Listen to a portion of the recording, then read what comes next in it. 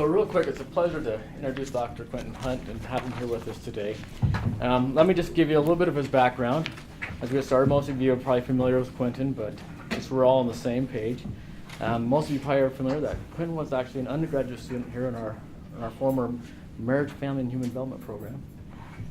He graduated in 2011, is that right? And he shared with us at lunch the other day that he had this epiphany during a class when someone mentioned to him, that they were going to go on to a marriage and family therapy program for their graduate work.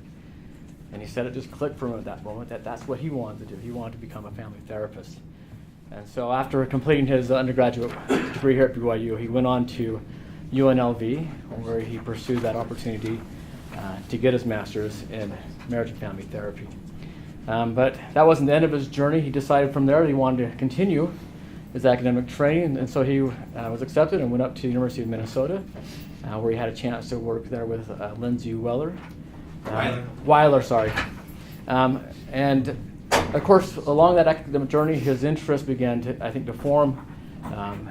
He studied at his master's level issues surrounding suicide and bereavement. And I think you went on and you helped to develop an instrument as part of your doctoral work, is that right? Developing an instrument has been postdoctorate work. Oh, okay. Yeah. So he's been working on instrument development, looking at, again, mechanisms for families and individuals dealing with suicide ideation. Amazingly, during his doctoral training, he also made the decision to go on and do a pre-doctoral fellowship. So he left Minnesota and went to Philadelphia at Drexel University, where he had an opportunity to work with Guy Diamond, and got training and did research in the areas of attachment-based therapy, which I think he just wanted to add that to his toolkit and help inform a lot of the work that he does in the areas, again, of suicide prevention and treatment. And he's doing this exciting work, I think, in these areas, and very challenging and interesting work, I think, in these areas as well. After completion of his doctoral work, he then took a position at University of Wisconsin-Superior, where he's now currently a faculty member. And we're pleased again to have Quinten here. If you'll join me in standing a warm welcome.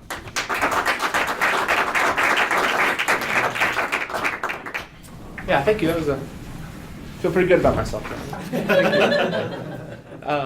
We can start all of our meetings that way. We should have. I appreciate that. So today I want to talk a little bit about my research agenda, well, a lot of it, but largely focuses on families and suicide and finding ways to, one, understand suicide and heal from suicide. And largely that's through attachment relationships. Okay. Tell me this work. If it's not, just... I can do it. Is it red? It's supposed to be red? I think it is. There we go. Green. All right, so we already talked a little bit about this. This is where I've been, where I'm going, where I am now, currently at University of Wisconsin-Superior. Kind of like I like families and wanted to study families all along. So that's what you see. Oh my goodness. Give us a good view of the snow. Yeah. We've actually had the snowiest February in history in Wisconsin and Minnesota. So this is before I left. Actually, it snowed so much I often snow ski to work because it's easier than walking and driving because things aren't plowed and there's a lot of snow.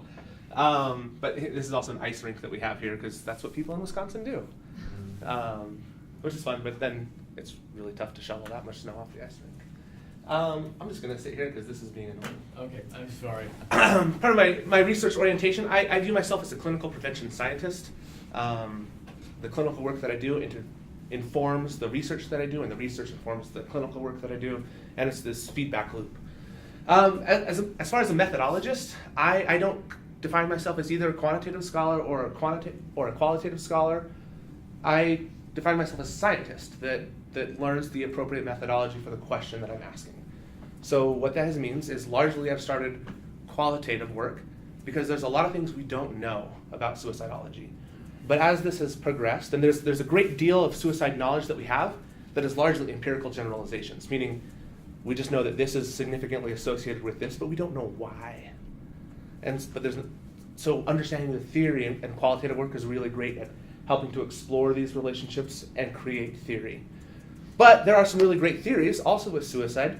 So as I've started to build on some of this research trajectory, that means moving towards some quantitative work.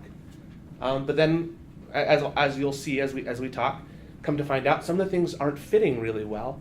So that means what the approach that I need to do in the future is to dial it back and qualitatively explore it a little bit to help refine this concept and then move forward again.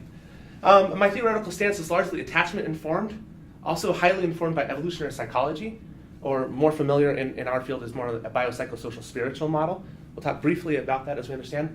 Also very informed by family systems theory, and specifically for studying suicide, the interpersonal psychological theory of suicide. When I talk about this, I use this traditional family studies umbrella that we have, that family science and family systems theory can cover a lot of things. Evolutionary psychology is some of the structure that supports this. One part of that is evolution. Two key themes of this, that there is a biological aspect to suicide that is largely ignored, and we don't understand very well. And this is really interesting when we're talking about suicide, because how can this make sense when suicide is somebody taking themselves out of the gene pool? So how does this fit biologically? Family systems theory, and especially a family evolutionary psychology approach, a lot of people are familiar with fitness, and so it doesn't make sense that somebody would remove themselves out of a gene pool, because then you can't achieve fitness. But inclusive fitness is often seen in many species, gophers, some shrimp, or mole rats, or some common ones that it's seen in even lions, where organisms sacrifice themselves to protect and increase the chance that similar DNA to theirs has an increased chance to achieve fitness. Now, we will then apply this to suicide and how that fits in with families a little bit later. Some of this also fits with the stress diathesis model that people might be much more familiar with. There's a biological aspect, but there's also a social aspect, and they interplay together. Part of this evolutionary psychology focus is attachment, which I believe is an attachment theory, and I think Bowlby would say that as well. And then here's where evolutionary psychology fits. So just a brief intro into the interpersonal psychological theory of suicide, because we're going to really talk about it in depth, because a lot of my work has been testing these assumptions. The theory proposes three concepts that then should predict suicide ideation and attempts. The thwarted belongingness, which is largely feeling alone or the lack of stable caring relationships, isolation, that sort of thing.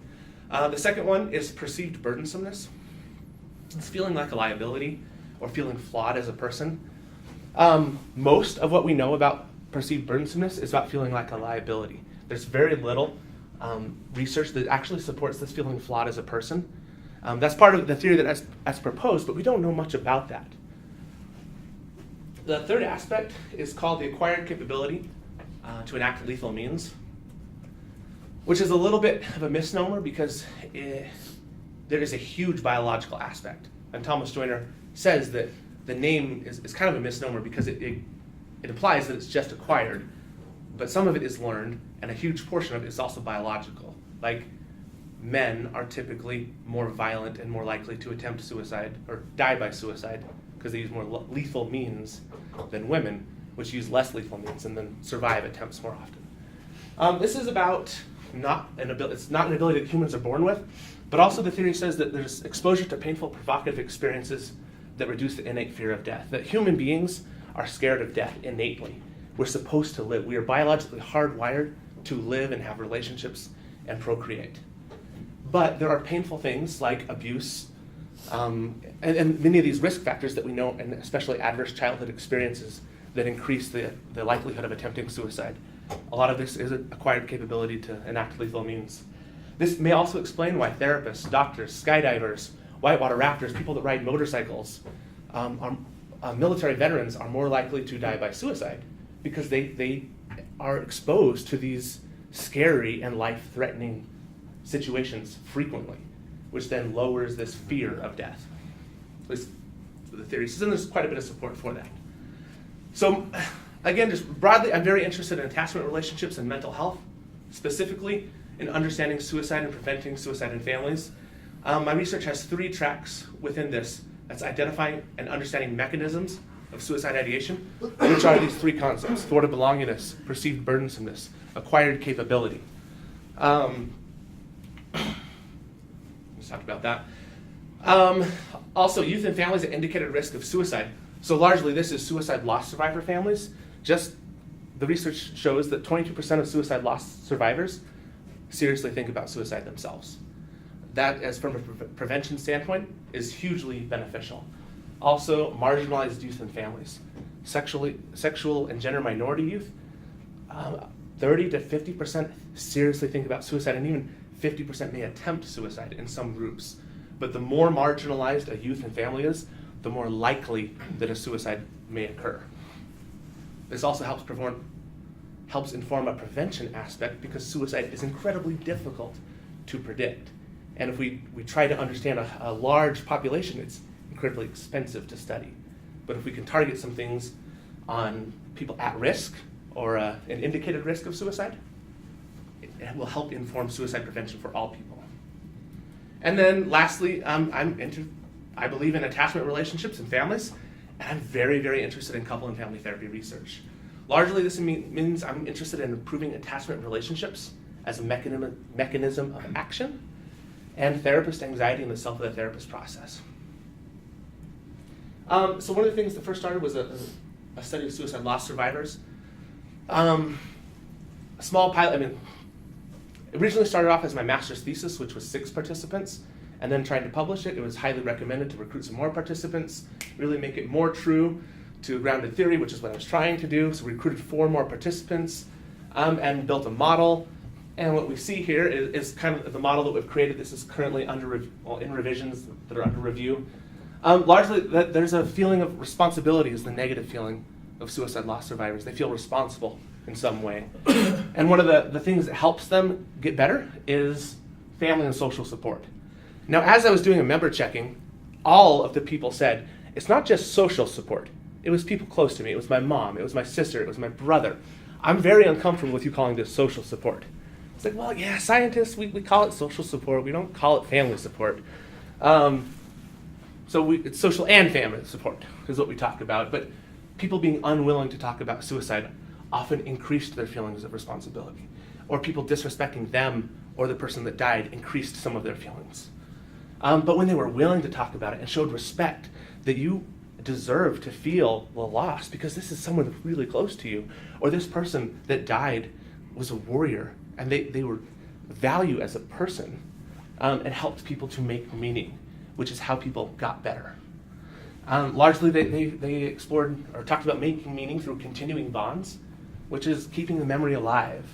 Some people kept guns that the person used. Some people talked about spiritual experiences in which they were visited or had a communication with this person. And some people even talked about their own suicide-related thoughts as a way that they connected with this person that died. It also, and I think this should be part of reframing the suicide, but it was only one participant that mentioned it, so we don't have it included in the model. But I believe also this is how people kind of reframe the suicide, because they understand what it's like to be suicidal. They don't think that it's just because you hate me, and that's why you want to die or kill yourself, but because things are so bad for you. That's actually not about me. It was about you all along. But also that people feel suicide-related thoughts because they feel bad and responsible. So it's interesting, and I think this is a novel contribution that it may serve as both positive and negative. And I'm not trying to say that thinking about killing yourself is a good thing, but it helps people understand suicide, which helps. So this work led me into working with 85 trans youth, Minnesota. And the first study is does the interpersonal psychological theory of suicide, is it supported by what the stories of these trans youth are saying? The answer is no. We found one of 85 interviews, one instance where they talked about being a burden. However, the extant research says that actually burdensomeness is the primary mechanism in suicide for trans youth. However, we did not see it in this study. And we decided that the most important story is not this null response, which should happen, this null finding, but we wanted to reframe the study. And so what are they talking about? What are the youth talking about when they're talking about suicide? So 85 youth, 61 talk about a suicide ideation, 26 talk about a suicide attempt, So we get a subset here of 66 people of 85 that talk about suicidality. Interestingly, 5 people talk about a suicide attempt, but say they've never ideated or thought about suicide. It was very impulsive, which does exist, but is very rare. But it does exist. So that's how we get our sample here. And what we find is people talk about connection. Largely, this was about getting better and not dying by suicide and getting better. They talked about connection. They talked about rejection, feeling isolated. They talked about embodiment, which is largely how they connect with their body. These are trans youth. They don't understand their bodies. And they talk about self-preservation. They're terrified of being exploited. They don't want to tell people how they're suicidal because they're tired of being exploited.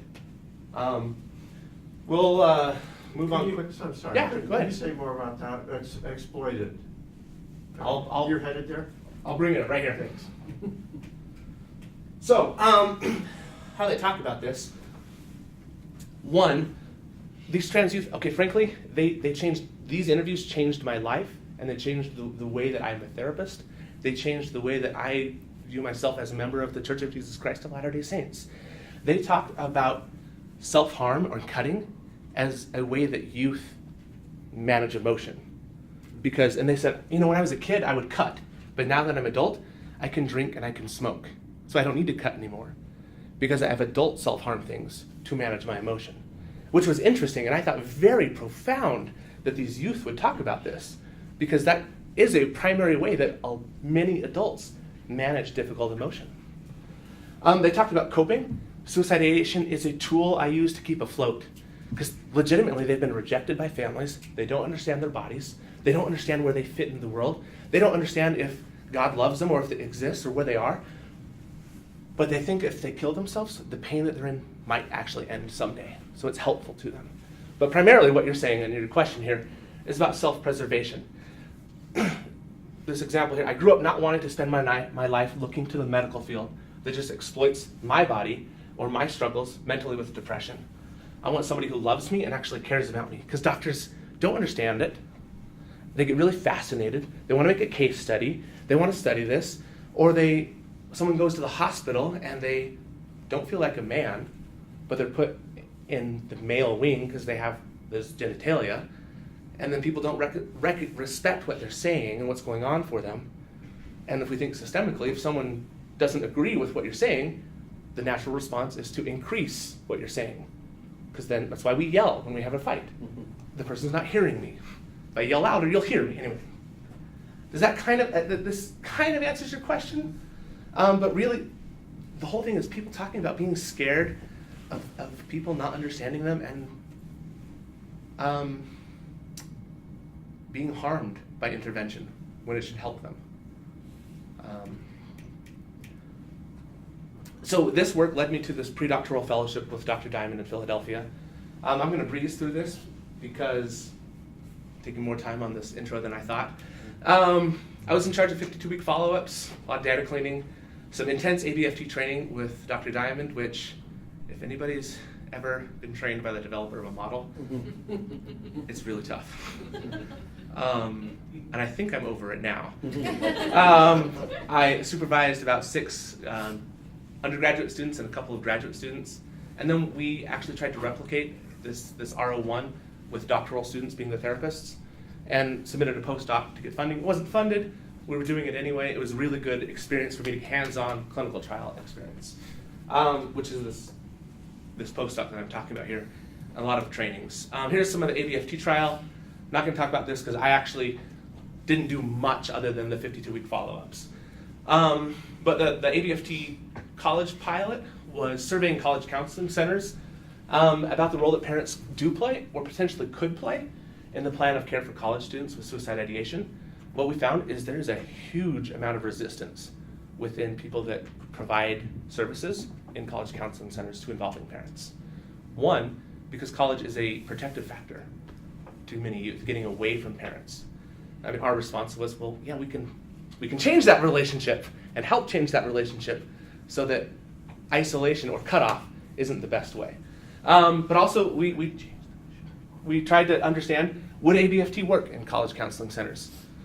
Actually, most students go to school within an hour of where they grew up. So it would be very easy to get parents in most cases. And also the purpose was to increase my statistical knowledge. Here's the measures that we would have, baseline measures. There's a lot to go through, but this is what it is. This led into my dissertation, which was using the data from the ABFT trial. It was 129 clinically depressed and suicidal youth, and testing the assumptions of the interpersonal needs questionnaire, which is the questionnaire that tests thwarted belongingness and perceived burdensomeness. The questionnaire doesn't assess acquired capability, so we're actually ignoring this third part. We're just trying to understand, does it actually predict the desire to die or suicide ideation? Because the theory says thwarted belongingness alone might predict depression, and perceived burdensomeness alone might predict depression, but only their simultaneous presence predicts suicide ideation. That's what the theory says. So, 3 hypotheses. We expected to find a 2-factor solution within these trans youth, meaning a perceived burdensomeness factor and a thwarted belongingness factor. We expected also that perceived burdensomeness, thwarted belongingness, and their interaction would be associated with key suicide risk factors, suicide ideation and depression. And 3, that PBTB and their interaction would predict suicide ideation above and beyond depression.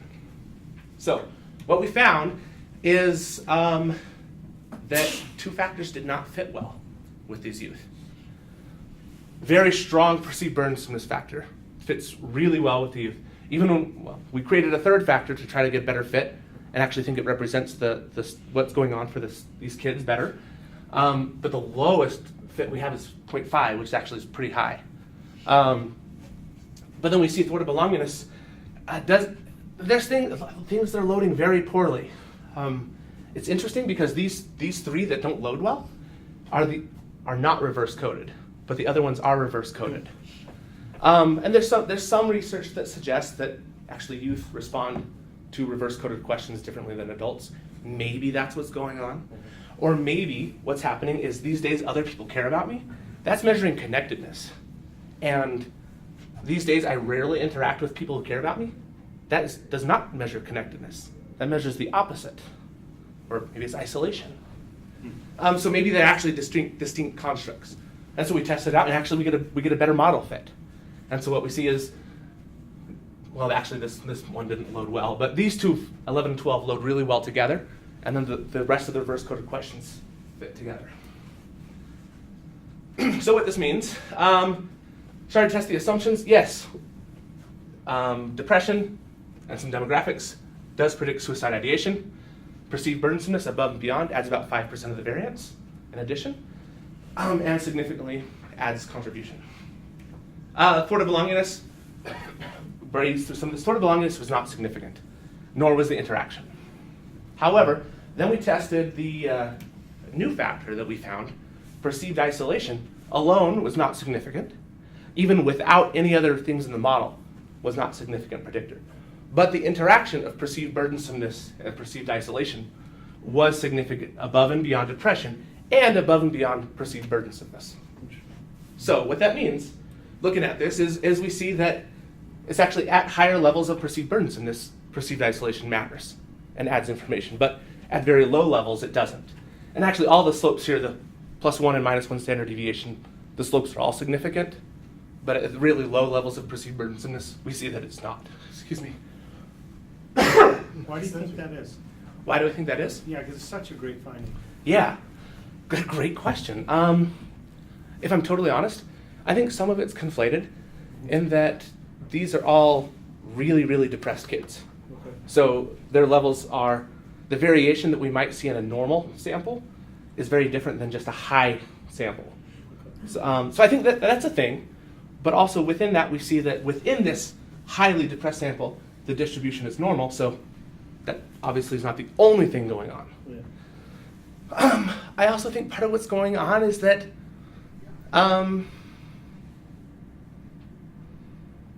as you feel like one hypothesis is that I think perceived burdensomeness actually matters more than thwarted belongingness. Okay. I suspicion that's a thing. Okay. But also that as you feel like that you are a liability to somebody, you might actually feel more distant from somebody. Even if you're still there with them. Even if you're still with them, in the same room, or in the same house, or in the car, and your mom picks you up every week from therapy. Like, that's what I suspicion, but it's really interesting. Yeah, Erin. Tim, how do you think isolation and loneliness are similar or different constructs? Great question. And I would love to understand. Are they similar constructs? Are they different? I mean, I think they're very related. I think they can be related. But I think loneliness means like more that you don't have relationships. And isolation, I think more that you have them, but you don't feel connected. At least that's how I theoretically think about it and how I think it fits with these kids. And I would love to test it and really see, is there a difference? Does that kind of answer? Yeah. And these are kids from the ABFT trial? These are all from not the ABFT trial. Not the trans kids? Correct. Okay. Yeah, these are all the ABFT kids, so which interestingly, 30% are struggling with sexuality, I wondered, yeah. and 6 are trans. Not targeted. It just happened to be kids that are persistently depressed happen to be struggling with sexuality, and many with gender. But gender identity wasn't assessed, and would have to go through the case notes to identify them. And Yeah. someday I'd love to do that, but maybe if I had some great graduate assistants, that would help. So future directions in progress. Everything that I've talked about so far is either published or in review or in revision. Family factors as predictors of perceived burdensomeness. So my suspicion is that there are family factors, attachment anxiety, attachment avoidance, cohesion, conflict, that actually might predict perceived burdensomeness, maybe thwarted belongingness. I'd be interested in knowing that. I really want to understand more about perceived burdensomeness in youth. I think that we don't really understand what is it the kids are talking about. Is it a money thing? Is it a school thing? Is it a time thing? Is it an emotions thing? Like, you don't understand my emotions. A phenomenological investigation of how therapists talk to clients about suicide. It is terrifying to talk about suicide when you don't know what to talk about, period. And therapists are, across the board, pretty terrified to talk about suicide. And also identifying suicide-related thoughts and behaviors in children under 12. This is part of this measure development. There is no measure for suicide for kids under 12. There are a couple of ways that it's assessed, largely through the Youth Risk Behavior Survey, which is, have you seriously considered suicide, yes or no? Which I actually think is a terrible measure of suicide. Because people come into my office, I say, have you ever seriously considered suicide? They say no, and then they 5 minutes later talk about all the ways they're thinking about death and not wanting to live. But they've not seriously considered it. Anyway, and then testing assumptions of this perceived burdensomeness model that was proposed by Quinten, which is where Thomas Joyner gets it, which basically says that it's about reproductive status. Thomas Joyner actually just recently has started to use this perceived burdensomeness construct more like the Quinten had proposed it, that this perceived burdensomeness should matter more when people are likely to achieve fitness. But it'd be really interesting to test, is it happening? Does it matter if the person that you are a burden to is a parent, is a family member, is attractive to people of the opposite sex, likely to achieve fitness or likely to reproduce? So dissertation paper 2 is ready to be published. It's just waiting on the first paper to be published because we propose this perceived isolation construct. And then we test some of the assumptions in paper 2. So we want to be able to cite it and talk about these differences. So what we find is that, that there are a number of family factors that are correlated with these constructs. Excuse me. Father and mother attachment anxiety correlated and significantly with perceived burdensomeness. Family cohesion negatively, which kind of makes sense. Negative positive parent interaction. If you believe in marginal significance, it's a thing. There's something going on there, maybe. And parental depression, which we included because it's a good catch-all for psychopathology and things going on within parents. But we see that thwarted belongingness is doing some different things, but also some similar things, which it's supposed to be related, but also different, which we're seeing. Excuse me. But what I think is most interesting about this is that perceived isolation is not associated with any of the same things as thwarted belongingness. what I believe this tells us is that it is actually a different construct within these youth. Because if it was the same construct, and we're just being particular, I would think that it would be associated with the same things. It's testing some aspect of construct validity. So actually, what we see in multiple regression, family cohesion matters, does predict perceived burdensomeness. When we add in attachment anxieties to our mom and dad, the cohesion doesn't matter, but the attachment anxiety to mom and dad both does. But then when we add parent depression, father attachment anxiety and depression are the only things significantly predicting perceived burdensomeness. So the next aspect of this is perceived burdensomeness a family factor, or is what we think of family factors that matter about suicide ideation, are they actually just perceived burdensomeness? So really we're talking about mediation, and what we see is that, yeah, attachment anxiety to mother and father does predict suicide ideation, but it's fully mediated through perceived burdensomeness. And it explains about 66% of the relationship. Do you have any thoughts about why father's so important? That's a good question. I mean, I know from the sample that very few fathers were involved in the sample, so I think that might be why. So I think there's some bias there. But also, I think there's a unique role that fathers play. However, I don't have it up because I forgot to do it as I'm preparing the slides, but mother attachment anxiety also fits here, and very similarly. But not in perceived isolation. But not in perceived isolation, yeah. Yeah. Again, it's really, I think it's really interesting. But then there's very little work that has been done with these youth. Yeah, Jeff. So when you say not a lot of fathers were involved in this sample, are you saying that many of the participants in this sample were children of single moms or children who had experienced divorce? What exactly? Gotcha. So what I mean by this is to be a participant in the sample, you had to be clinically and depressed or suicidal and persistently over 2 time periods, 3 days apart. And you had to have a parent willing to come in for therapy every week. Very few fathers came in. That's what I mean. But everybody filled out the measure of attachment anxiety towards mother and father. So that's one thing. I think there's probably some bias that there were few fathers that came in, so we're oversampling these youth, and that's the thing. But also, it's a small sample size, 129 youth. I think that's part of why I suspicion we're unable to get good model fit with our models. Because really, I mean, my power analysis says we need about 180 youth, but the study was powered not to detect these interactions, but to detect treatment effect of ABFT. So it is what it is. Yeah. Did you have to specify who the father was? Was it biological? Was it Don't have data for it. I mean, there is a question like, who do you consider family? And then it's all qualitative answers. So there is a possibility to go through and dig through that, but we haven't done it yet. I certainly have time, and I don't think anybody else in Guy's team has done that. But it would be really interesting. Absolutely.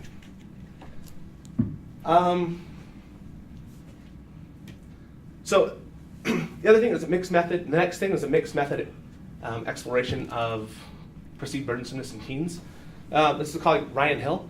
As part of his dissertation, he designed a randomized controlled trial to reduce perceived burdensomeness in teens. Part of it was a qualitative question: who are you a burden to, and why are you a burden to them? And so he'd never done any qualitative work. He contacted me and said, "Hey, could you help me do some qualitative work with this?" And I said, "Yeah, let's do it." So what we found is, it's actually under review. It's suicide and life-threatening behavior. 44% of the youth 16 identified their mother as the person to whom they felt the burden. 22% identified a friend. 11% their father. 3 people their boyfriend, girlfriend, and 3 another person. So 1 person a coach, 1 person a cousin, 1 person an aunt. And as they're talking about these ways that they feel like a burden, they say things like, "I feel like a drain on resources," people's time and people's money. Largely my parents' time, my parents' money. They talk about perceptions of failure or brokenness. I'm not good enough. I can't do this because I'm at fault, whether it's I'm too tall or I'm stupid or I'm ugly, like some way that they feel broken. They also talked about relationship conflict with family members and boyfriends, girlfriends, or ways in which they have purposely withdrawn. We tried to isolate these two as just separate factors, but we just don't have a big enough sample to really be able to do that in this analysis. And they talked about misbehavior. So what we mean by that is, sorry, this actually should be 6. It's actually really small. Things like conduct disorder, hard drugs, stealing, things that you could get legally in trouble for. It was a few people talked about emotional distress. It was 1 or 2 people, meaning I'm just too emotional. People can't handle me. They can't handle my emotions. They talked about academic problems because I'm failing in school. And they talked about Florida belongingness as why they're feeling like a burden, which is really interesting. Yeah. But they're related constructs, so it makes sense. That was only 1 instance. 45 minutes, gosh. We'll briefly go through this. So yeah, canceling times, drain on time, drain on finances. Parents had to pay for things, especially parents have to work extra shifts to pay for me. I see my mom struggling with money, lack of sleep, so much work. This is how I feel like a burden to her. Perceptions of failure, brokenness. She doesn't need me. She said that I was worthless because I didn't run well. He's disappointed in me because my room was dirty. When I don't understand something that my mom's explaining, or when I accidentally messed up doing laundry, I feel like a burden. Because I'm broken, I couldn't do laundry right. Talk about relationship conflict. Oops, I think I went backwards. Nope. Anyway, and then there's a phenomenological interview of therapists working with clients at high risk of suicide. This is actually a project that I did as part of my qualitative course in my doctoral program. But as often happens in a doctoral program, it sat on a shelf for many years because this internship was much more important, and then my dissertation was much more important. But then I had a student, Rebecca Levy, who was really interested in getting some research experience, and I said, hey, I got these interviews that are done, and I've analyzed them, but I need somebody else to help me analyze them, and so we can get some fit and see what's going on. And so she used it as her project, and she's now in a doctoral program at ECU. Largely what we find, we had 9 therapists that worked with suicidal clients. We found self of the therapist issues. So a lot of stuff would come up with therapists themselves. There's a lot of issues of power, because as a therapist, you, in many states, can send somebody to the hospital against their will. You have power in that position. But then there were a lot of things that were relating to treatment. How to talk about it better. How to involve treatment. Do you involve families? How do you involve families? Actually, for the sake of time, I'm going to breeze through this, because there is one project that I do want to show the measure for suicide in children, which I think is pretty interesting. And I want to talk about the burdens in this project. It's 113 elementary school children. One, we wanted to see, we used a childhood depression inventory to assess depression, and then we adapted suicide ideation questionnaire for adolescents and made it simpler for kids, and made it not in the past but just present. How am I feeling? We wanted to know, are we assessing something different than depression, or are we just assessing depression? So is there a depression factor, and is there a suicide factor? And is who the child lives with a protective factor? So we asked them to say, who do you live with? So these That are must both. have been an easy IRB. This actually, interesting. This one was super easy because at the time, the IRB where I am just approved everything. However, now they function like an IRB should. And if I'm totally honest, it should have been a much harsher review. Yeah. But at the time, the IRB just approved everything. They were just glad that people were. It's not many people doing research there. But it should have been more thoroughly investigated and looked at. But luckily, it wasn't. Because I got it, I was able to get it done quickly. This is 2 students that actually did most of the work. I'm mentoring them and helping them. So what we see is, can't really see this well, I'm sorry. But yeah, we see that these first 11 questions, I feel alone, things bother me all the time. Very strongly load on a depression factor, and then 12 to 20 are the suicide questions that we adapted. Made them much shorter because the suicide ideation questionnaire is really long sentences, and it's a scale of 1 to 7, and frankly, it's hard for adults to understand. But we made it never, sometimes, often, always, a 4-item scale. And what we find is that, yeah, it's measuring something different than depression. And interestingly, generally when you're measuring a standard sample with the suicide ideation questionnaire, it's generally about half and half. Like, you get half the people are completely zero, no suicide or death ideation at all, but then you have half the sample that has some non-zero. So they thought about death at some point, but it's not suicide ideation. Yeah. How highly correlated are the two constructs? Good question. I can't tell you off the top of my head. I've been measuring. I can't remember. Are your labels switched there? Am I reading this wrong? The- CDI is the, yeah, they're switched. You're right. Thank you. You got it right. Yeah. But what we see is that living with mom was a protective factor against depression, and living with dad was a protective factor against suicide ideation. And both are a protective factor against both, which kind of interesting. Again, that was just who do you live with, but again, tells us it's something different than we're measuring.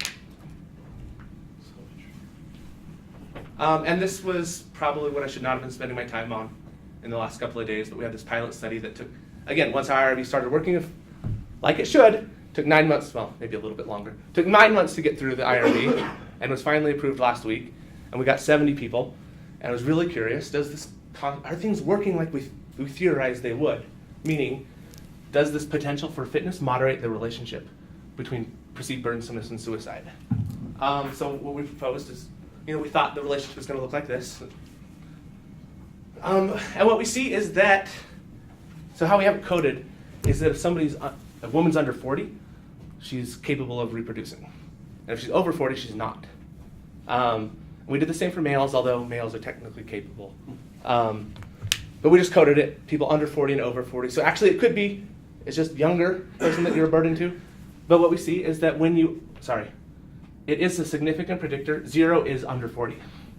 When you are a burden on somebody younger, perceived burdensomeness significantly predicts suicide ideation. When you're a burden on somebody over 40, it doesn't significantly predict suicide ideation. So. Sorry, can I just? Yeah. So it's a fairly large gap, or at least it looks fairly large, when perceived burdensomeness is 1 between the reproductive status. Yeah. Is that significant, and if so, why would that be? Honestly, couldn't tell you. I just ran the analyses last night because I was really interested. Really want to know, but I can't tell you. But it's something that we're going to explore. So, Yeah. just interpreting this, so Yep. this is the perceived burdenness on someone, and the reproductive status Is not the participant's reproductive status. the person to whom you are a burden. Okay. Yep. Okay, great. Yep. We also measured their attractiveness, the attractiveness of the person that you're a perceived burden to. Like, how attractive are they to somebody of the opposite sex? There's something going on there, but I didn't have time to really explore it fully, and we needed a larger sample size. But 70 participants, something's going on. But we'll see. It's a pilot study. Yeah. And so if they are a perceived burden, if they have that at a high level, and the person is not at reproductive status, they are highly, they have high levels of suicidal ideation. Is that correct? Less likely. Okay. But then the higher, it's complicated because the higher burden they feel, the more likely they feel suicidal. That's a very strong relationship. And I don't think our sample size is really big enough to really tease out how the strength of your perceived burdensomeness also, and the age of the person, and then the suicide ideation. Am I making sense? I think I'm walking in circles. No, I got it. But no, the theory is that it shouldn't matter, or should matter, but I don't think we have enough big enough size sample to really test it, nor have I really spent enough time with it to tell you. So, and then just quickly, is suicide ideation differently based on relationship type? 8 is parent, 17 is partner, romantic partner. I mean, those look different, but again, maybe our sample size is just too small. But those look very different. But 18 is just any other relationship, which looks almost identical to parent, which is not what we expected. But it's just interesting. Future directions, mixed method study of suicide loss survivor families, which Aaron Holmes and I are going to, and Rebecca, who's here, are going to be talking a lot about today. Further tests of the interpersonal psychological theory in this ABFT sample. Also revising the interpersonal needs questionnaire to really understand it better. Does it assess isolation better?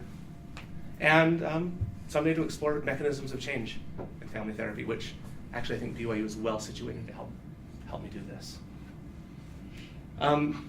These are collaborators. For the sake of time and discussion, I'm gonna skip over this. But I want to tell you why I think you should hire me. Is that I strongly believe in improving mental health through attachment relationships. I believe in the science. I believe in science and the science of family therapy. And I strongly think you will struggle to find anybody that believes more in the protective and healing power of healthy relationships than me. And I also recognize that we study these relationships. We study cohesion and conflict and communication and attachment and all of these things when I think really we're trying to understand love. Like, does this kid or does this person feel loved? But we really measure it terribly. So, thank you.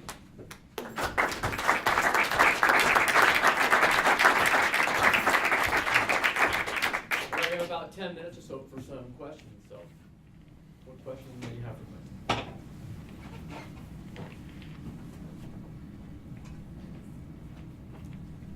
I've already asked a bunch. Yeah. Maybe I don't want you to ask questions. You have hard questions. So you cut off reproductive status at 40. 40 is kind of the. We said it's did 40. Yeah. Okay. The demographer in me says, why not 45, like 44, 49? I mean, typically, Yeah. like 40, like 15 to 49 is kind of the age Yep. range that when we look at fertility. Any reason why 40 as opposed to? Limited time, and I'm just exploring. That's why. But I think you're probably right. It's probably a little bit better. Initially. Well, and there's maybe yeah. some sample size Yeah, stuff. yeah. You know, I mean, Absolutely. you got to get categories. Yeah, and really, we're hoping to get several hundred participants rather than just 70. But maybe I'm just an impatient researcher. I was curious. Is anything happening? Is it worth all this effort? Yeah. Yeah, Jeremy. I just have the thought that maybe this is just a proxy for age. It could be. Absolutely could be. And so life course development, maybe you perceive burden differently. Yeah. The person you feel the burden to is older versus young. And the way that we have it, the way that we're measuring it, I don't think we can tease that out. The way that we have it, because it's just. Point for the discussion section. Yeah, no, it's a really good point. Yeah. I mean, really, it'd be great to get some biological data and really understand, like, is this person capable of reproducing or not? But that's a much larger study. Yeah.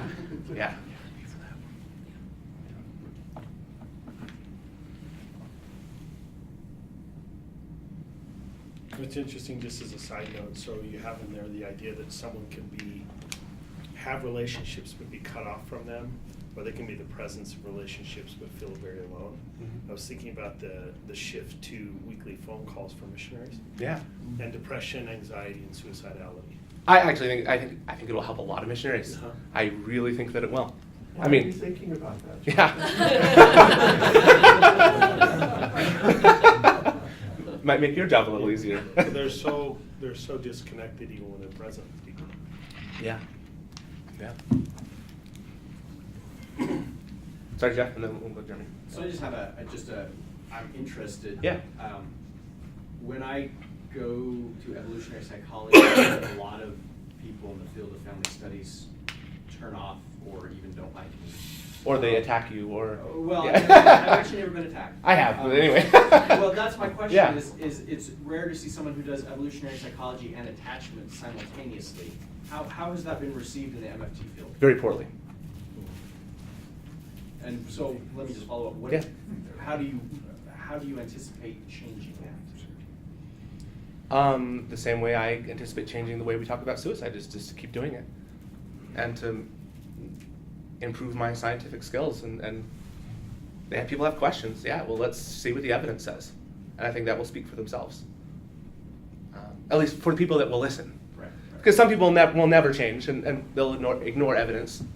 But I think scientists and people that respect science will, and they'll recognize it. Yeah, actually, it was a job interview 2 years ago, and it was received very, very poorly. It was really uncomfortable. Yeah. Sorry, Jeremy, and then Alan. Yeah, I just have, this is kind of a, I don't know, wishful thinking type question, but, so your content area is driving your research agenda, like what do you want to know next, and how can you learn that? I'm just wondering if there's any kind of methodological skill that you don't know yet or that you'd like to learn that would help you to understand the things you're studying, maybe a little better, or nuances, or... Yeah, I would really love to get better at multi-level modeling. I think it would be really important, especially studying families, like, and I mean, you know, I've dabbled in some HLM and looking at some of these things, like, the HLM is a little daunting, honestly, but I think it would really help me a lot. That's one of the biggest things, and, well, that's just the first answer. Many things, I think that but I am also cognizant that some things, I don't think we understand the constructs well enough to be able to do advanced methods with. So I think that's some of this back and forth. Refine this thought of belongingness better, and there's no point in using thought of belongingness in a multi-level model because it doesn't even work at cross-sectional level. Like, that's why I understand it. Yeah, Alan. Oh, I just wanted to know, is there a distinction that's made between suicide ideation and the desire to die? Is thinking about it the same or different from wanting to? That's a very philosophical question. Yes and no. It just depends. It depends on who you talk to. I'm of the belief that what makes the difference between wanting to die and having the thoughts is just the context of your life. Do you just have the thoughts and then you go through a really rough breakup? Then you might want to die. I don't think context implants the thought.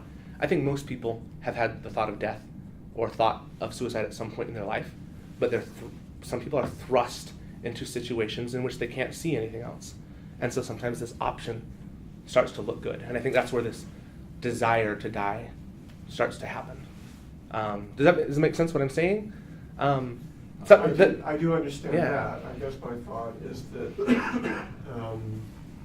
is there a cognitive element to, that's Yes, some way to say it, there to is. ideation as opposed There is. to a motivational dimension? There is a cognitive element to it. And I mean, that's largely not my focus, You but get there fascinated is. by thoughts about. Or can you control the thoughts? Which actually matters a lot. Because do you have the thoughts, but can you control it? That's hugely predictive of suicide risk, if you're unable to control the thoughts, whether it's about suicide or thoughts in general. Has anyone ever used OCD and ideation in the same study? I can't answer well one way or the other. I'm sure somebody might have. Obsessive but thoughts with the ideation. Yeah. And how they're related. That would be a fascinating that would be fascinating. I would imagine. Do you have to have a component of obsessive thought to really have serious ideation? There is a lot of work that has been done about the cognitive dimension, and so I imagine that somebody's done that. But I can't tell you who or what or speak to it actually. Jeff and then David. I'll let David. Okay, go ahead. Ask. Just following on, I've been thinking about the whole time personality and conscientiousness. Yeah. If someone is really conscientious, then are they more likely to be worried that they're a burden, more likely to be, thinking about all the permutations, all the possibilities, all the ways Yeah. that they might be a burden, and someone who's less conscientious might be more burdensome, but they don't care. They don't. So what extent? So what Yes. extent is personality? To go along with OCD, what extent is personality being studied along with burdensomeness?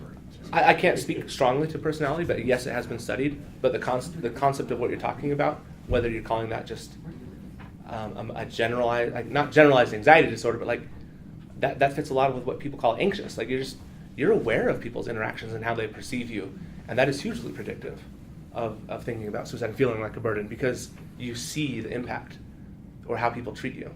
I mean, I'm an honest person. Like I wish I didn't know when my wife was upset at me. Life would be easier, but I do know, and it's tough. But I was like, man, how do people just ignore it? And Your wife wouldn't. Because some people just, you're right, some people just are completely unaware.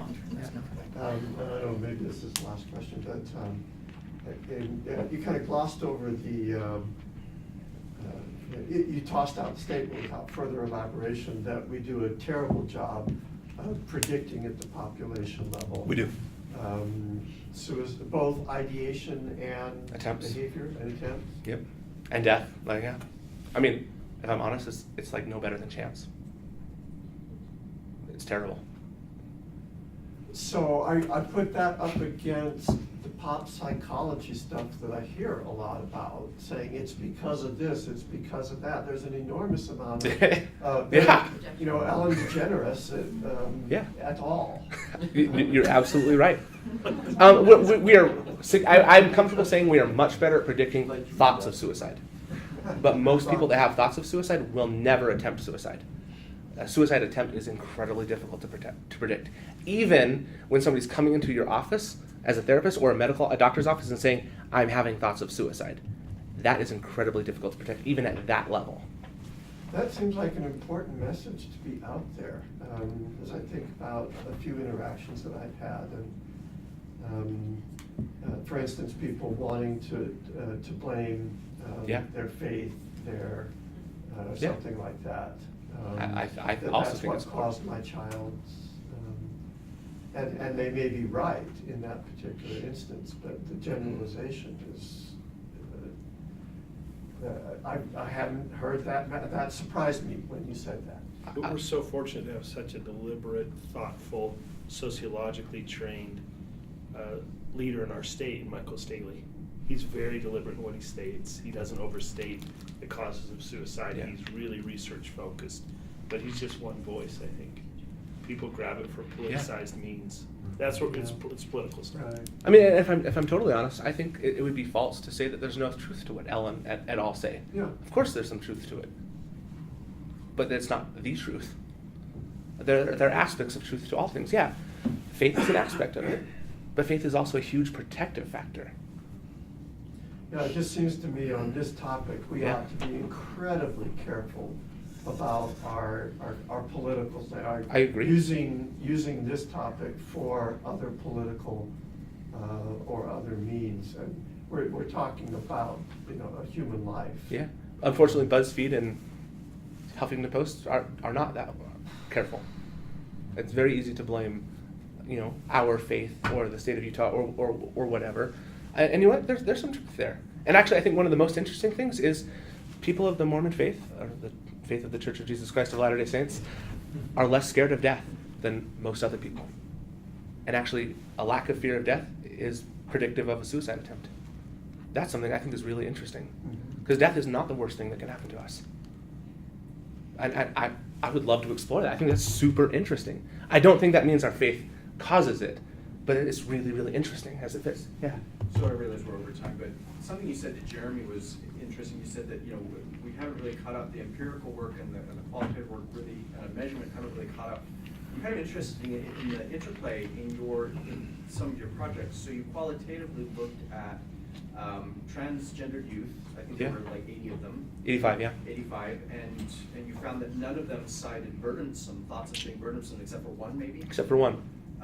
And then in this other clinical study where you had about 30% of the youth were sexual minorities, and that may be both gender and orientation, right? Yep.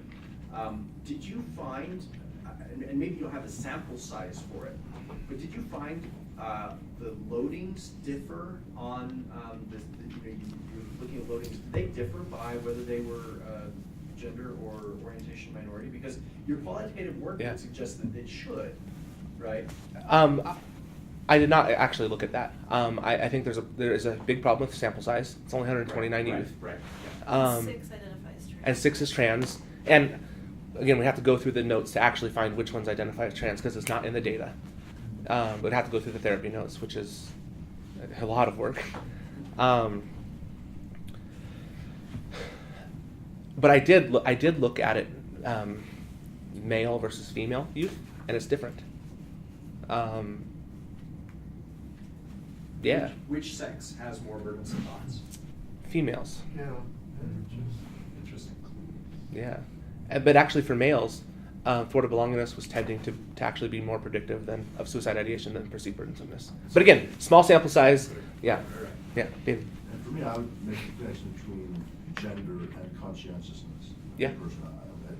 Is that, to just say females, and you say, why are females?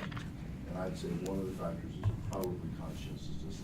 I think you're absolutely right. I mean, as therapists, what we say is if a couple walks in the room and the guy says our relationship is great and the woman says it's terrible, because women are just more conscious. They're just more aware of relationships and aware of things in general. And women also ruminate more. Yeah, So it's part of this. Yeah. It's part of this. Yeah. All right, well, let's give Quinten another hand.